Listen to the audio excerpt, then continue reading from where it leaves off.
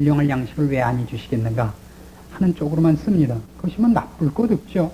분명히 하나의 그 메시지인 것이 사실입니다만은 요한복음 6장이 무슨 얘기를 그 다음에 이 사건을 통해서 확대해 나가고 있고 연장해 나가고 있는가를 기억할 필요가 있다, 이런 말씀입니다.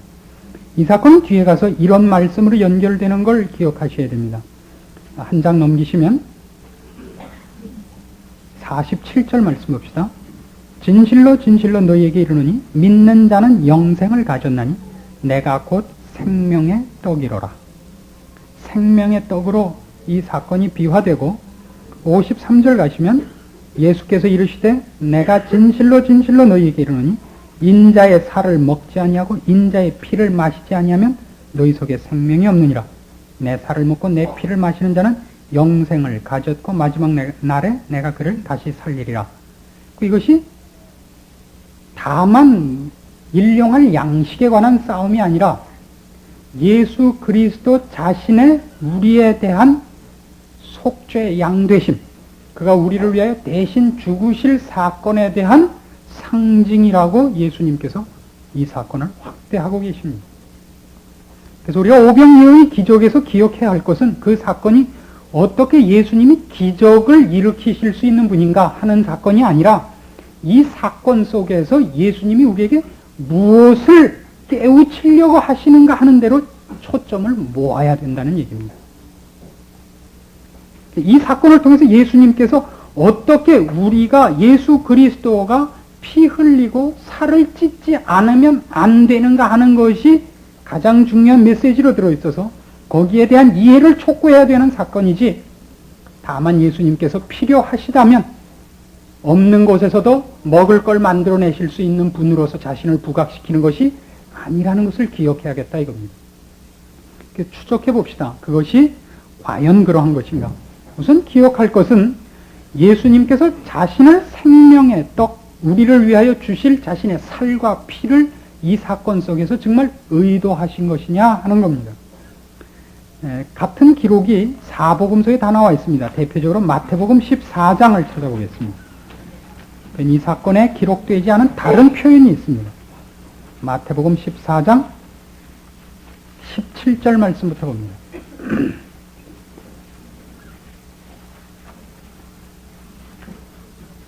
마태복음 14장 17절.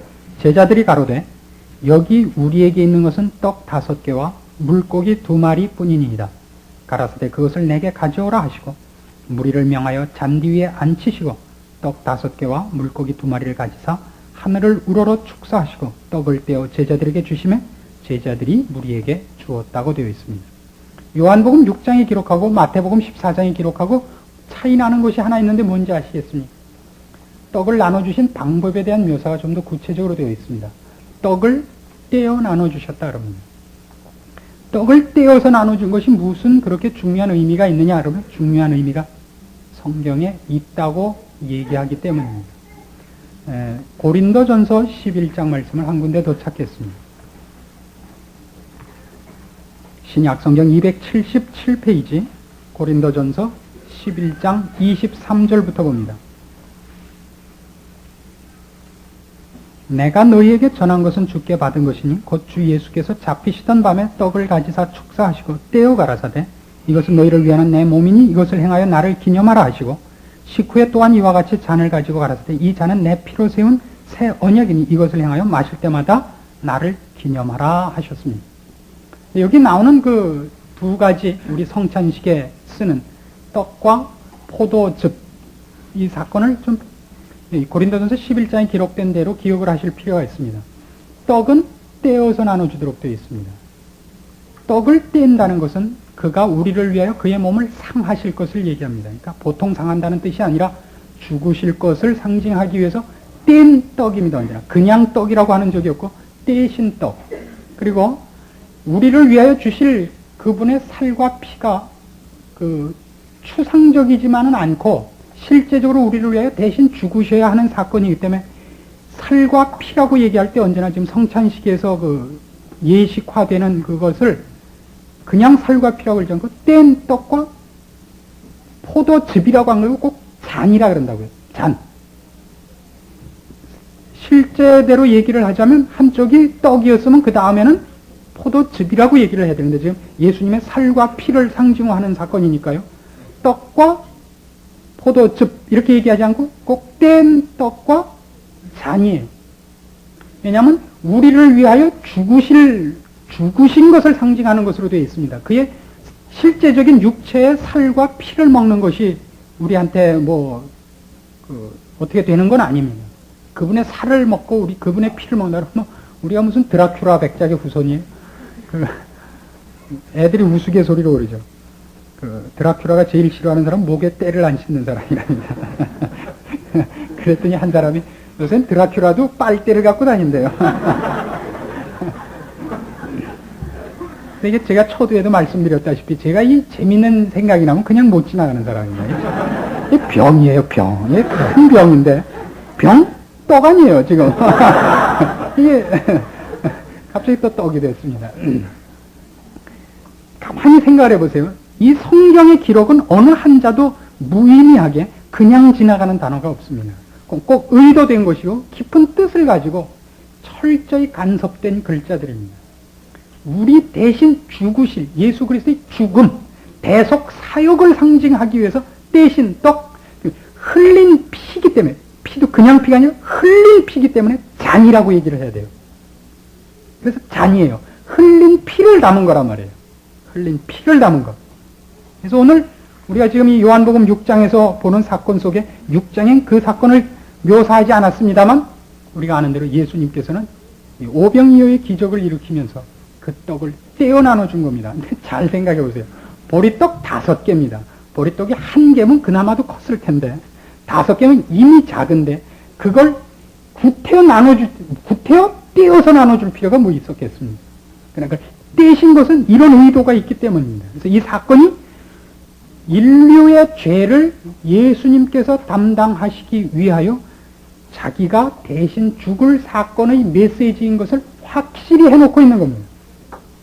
과연 그런가? 꼭 그렇습니다. 꼭 그렇게 예수님이 자신을 우리를 위하여 죽여서 대속물로 주셔야 하고 이 사건이 여기에 이렇게 들어가야만 하는가 하는 것을 이제 본문에서 우리가 몇 가지 그 증거들을 찾기로 하겠습니다. 우선 이 사건은 여기에 모인 사람들에 의해서 그러니까 요구되어 있지 않습니다.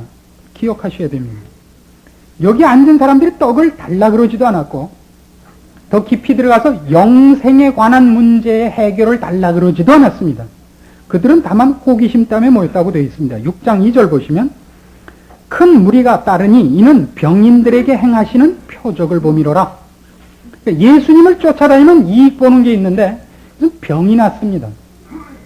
병이 났고 또 이런 날은 완전히 한 끼를 공짜로 먹습니다. 이게 어디 땡이죠. 그렇죠? 남은 거 주머니에 넣었다고 해서 검사하지도 않고요. 그래서 예수님을 쫓아다니는 것은 이들에게서는 일종의 호기심과 일상생활에서의 이익 때문에 지금 쫓아다니고 있다고 성경이 묘사합니다. 사실이 그렇다는 얘기를 옆에 가면 또 나옵니다.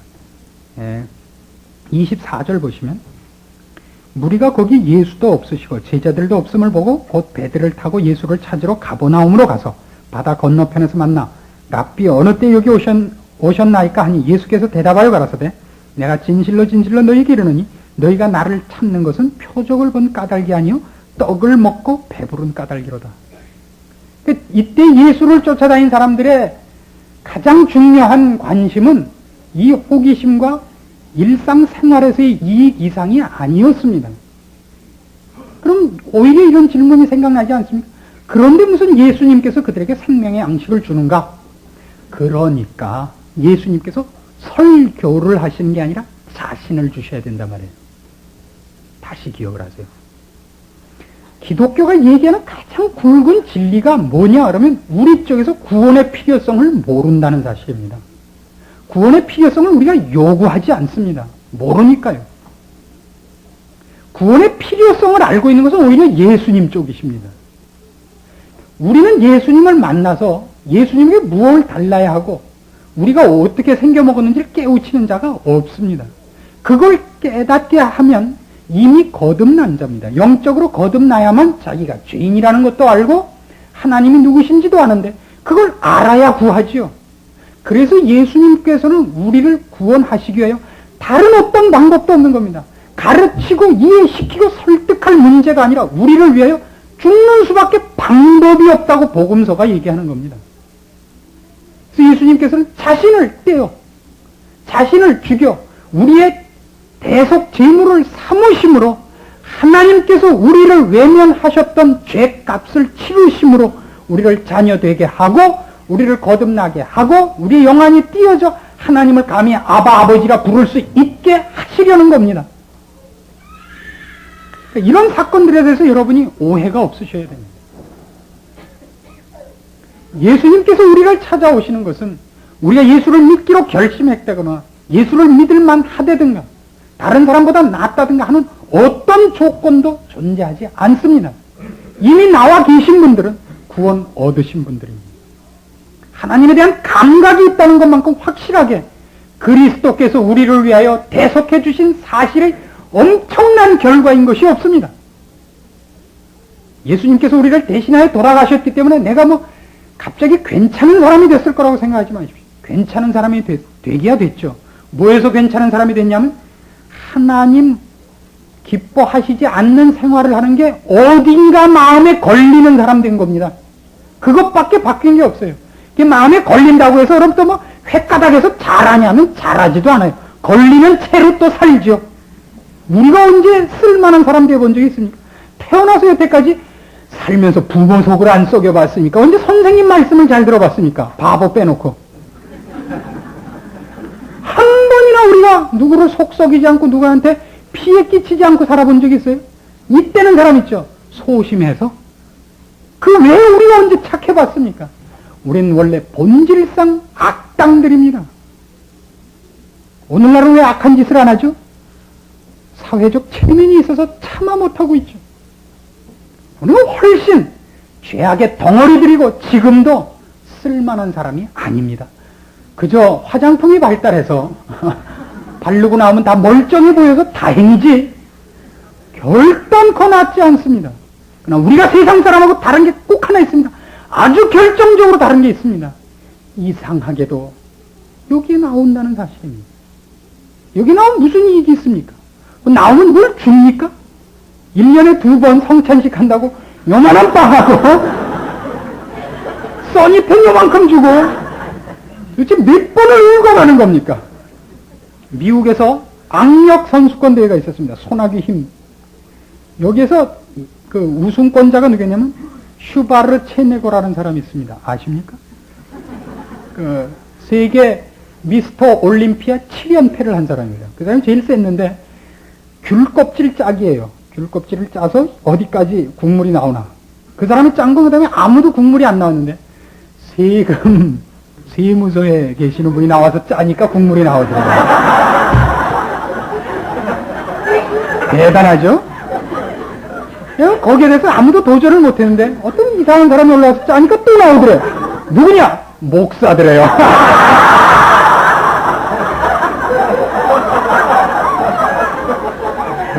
목사를 당할 사람은 없답니다. 이 짜는 데는 대단하시답니다. 그런데 나온다고요. 여러분 가만히 여러분을 스스로를 돌이켜보세요. 여러분이 기독교와 교회에 대해서 사실 자부심이 있으십니까? 없지요. 솔직히 얘기해서 물론 집에 가서 그렇게 답은 하세요. 지금이야 서로 마주보고 있는데 못 그러겠습니다만은 솔직히 우리가 기독교에 대해서 부정적이지 긍정적이지 않습니다.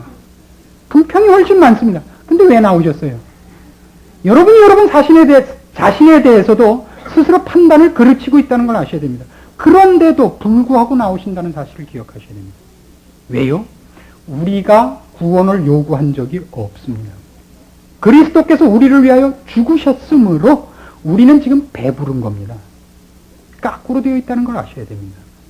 그래서 우리는 이상하게도 여길 나와야 되는 사람으로 오늘날 존재하는 겁니다. 왜 그런지를 모릅니다. 그래서 우리는 마치 우리가 불신자인 것 같은 느낌이 들 때가 더 많습니다. 우리가 더 투덜거리니까요. 기독교에 대해서, 성경에 대해서. 잠 안 올 때 읽는 거라면서요, 이거는. 그런데 나오고 어쨌든 있지요, 집에. 안 보시더라도. 그 이번에는 또 세례 교인들한테 이걸 하나씩 선물로 줬더니 모든 먼저 세례 받으신 분들이 억울해 하셨어요. 이럴 줄 알았으면 안 받고 있다가 여기 와서 받을 걸 잘못했다고. 이거 뭐 또 그렇게 소중히 여기시는지 모르겠어요. 참 이상한 일이죠.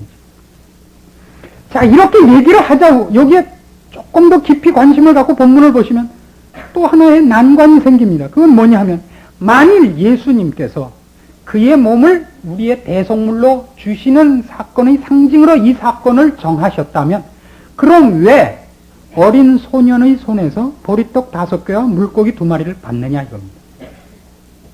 그럴 거라면 만드시지. 없는 것에서 만드시거나 예수님께서 갖고 오시지.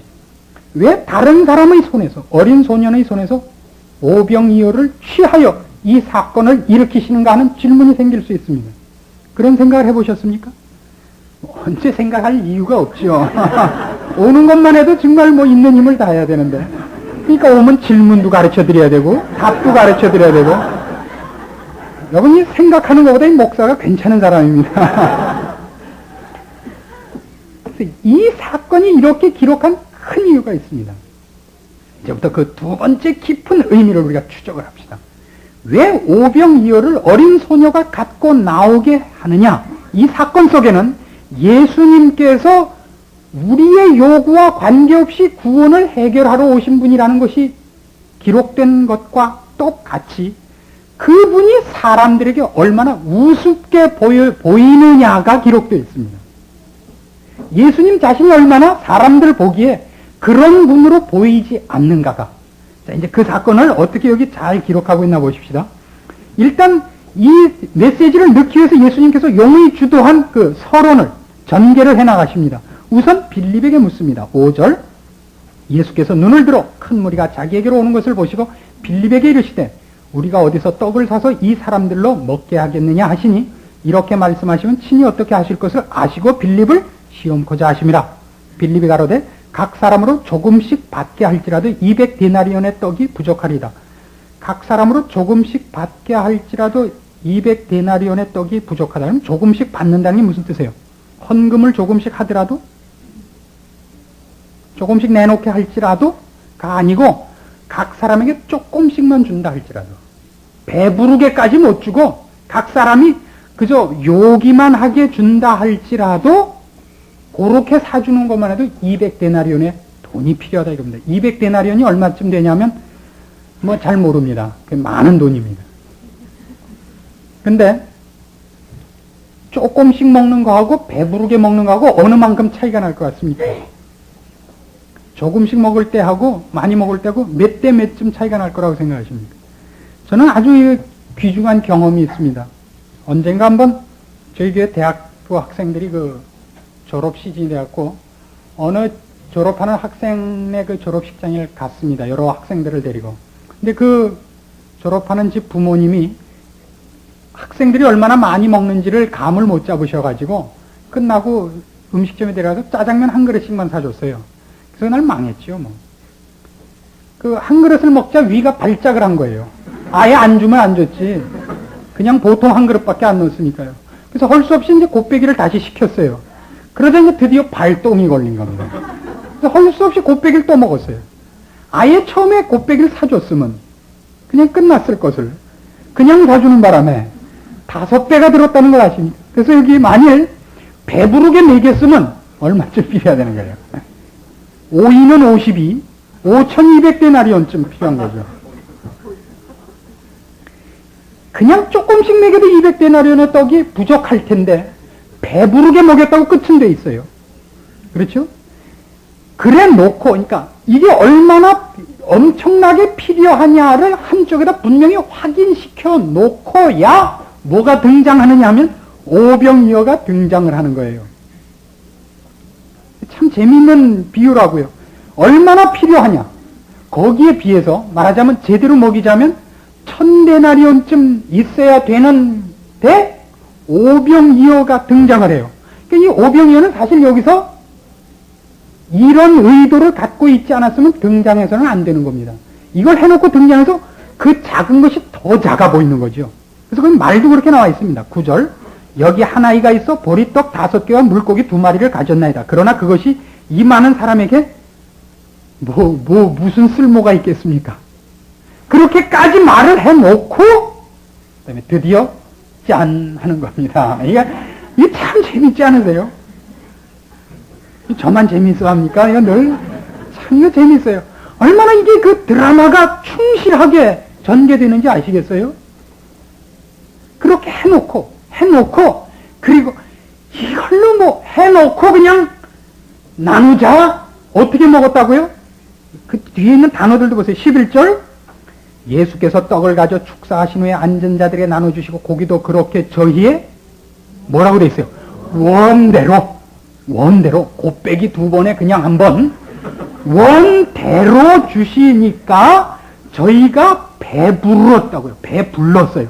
배부른 후에 남은 것을 거뒀더니 12광주리가 넘더라고요.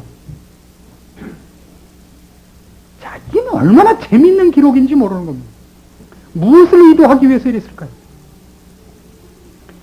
우리가 갖고 나가는 복음들은 예수 그리스도께서 그 길을 처음에 밟으신 것 같이 우리 몸을 죽여서 하늘에 썩는 미랄이 되어서 증거하는 것이며, 우리가 갖고 있는 실력과 권세와 이 생명들을 세상적인 눈으로 대접받지 못한다는 얘기입니다. 예수님 스스로 여기에서 이 많은 것이 필요한 사람들 앞에 200데나리온 아니 1000데나리온쯤 필요한 사람들 앞에 물고기 2마리와 보리떡 5개 같이 존재하고 계시는 겁니다.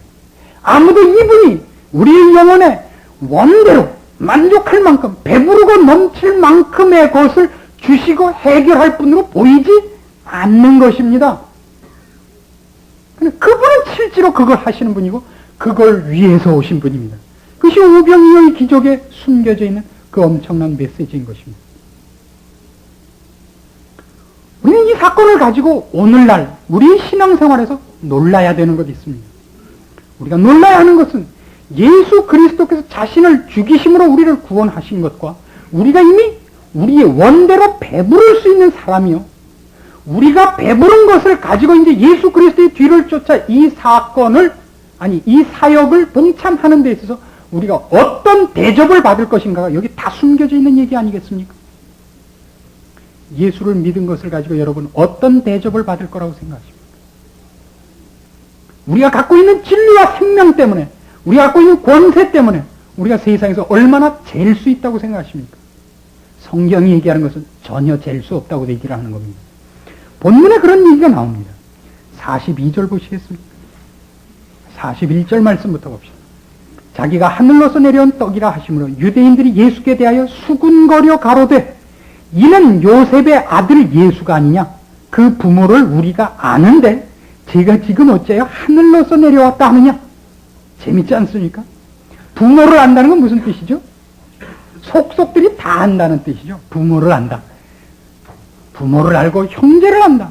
나사렛에서 무슨 선한 것이 나겠느냐? 예, 이게 바로 비밀입니다. 기독교는 이렇게 숨겨져 있습니다. 기독교의 신비는 바로 이렇게 숨겨져 있기 때문에 모든 사람들이 아무도 그것을 귀히 여기지 않는다는 데 있습니다. 오늘날 우리 모든 신자들이 기독교에 대해서 자부심을 갖고 있지 않듯이 세상은 물론 기독교에 대해서 아무런 관심을 갖고 있지 않습니다. 우리가 얼마나 많이 그것 때문에 우리 스스로가 예수 믿는 자 된 것을 스스로 감추고 살며 스스로 힘 없이 취급하는지 아시겠습니까? 우리가 이 세상에서 유일한 생명의 떡을 나눠줄 자인 줄 모르십니까? 예, 우리는 생명의 떡이 아닙니다. 우린 먹고 배부른 자요? 우리가 그것을 나눠주는 자로, 복음을 맡은 자로 부르고 있는 것을 아십니까? 너희는 왕 같은 제사장이라고 부름을 받고 있는 걸 모르십니까? 우리가 왜 그 일을 거부하느냐? 세상적인 눈으로 볼 때 우리가 자랑스러워 보이지 않기 때문입니다. 우리가 가진 자라는 생각이 없습니다. 우리가 승리자라는 개념도 없고 우리가 무슨 힘을 가졌을 거라고 감히 생각들을 안 하십니다. 왜 그렇죠? 예수님께서 이 지는 길을 택하시고 죽는 길을 택하셨다는 것을 우리가 그토록 이해하지 못하기 때문입니다. 여러분, 지금 예수를 믿으시면서 예수를 믿은 것 때문에 어떤 이익을 보셨다고 생각하십니까? 가만히 생각해봐도 별로 이익 본 게 없지 않으십니까?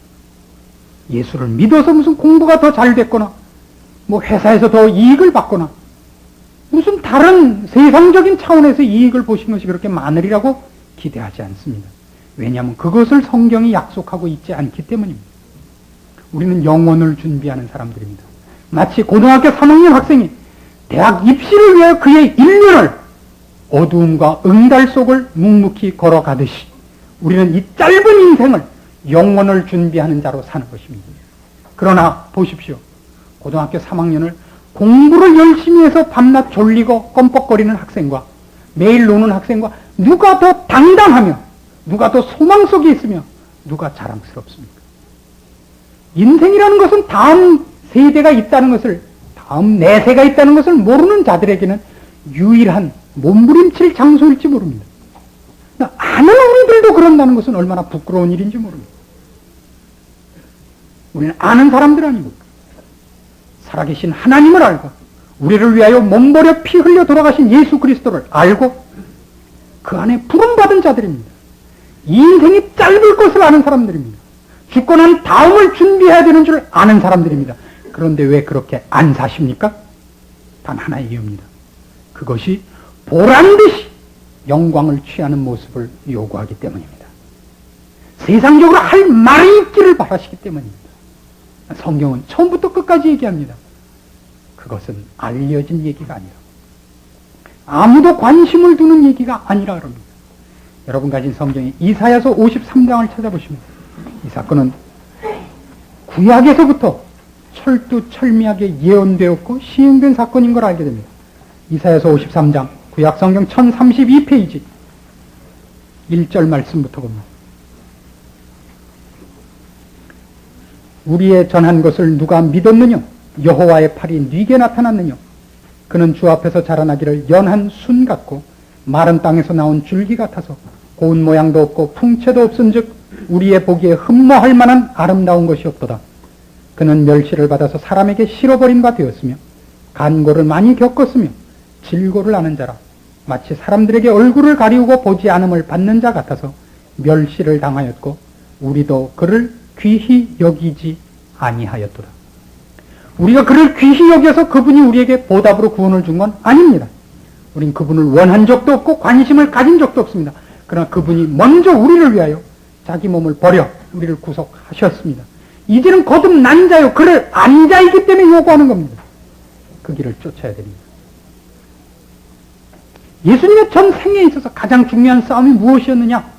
그가 죽으러 왔다는 것 때문에 감춰지고 경멸당하고 어려움을 당하는 것을 그분이 기꺼이 감수한 것입니다.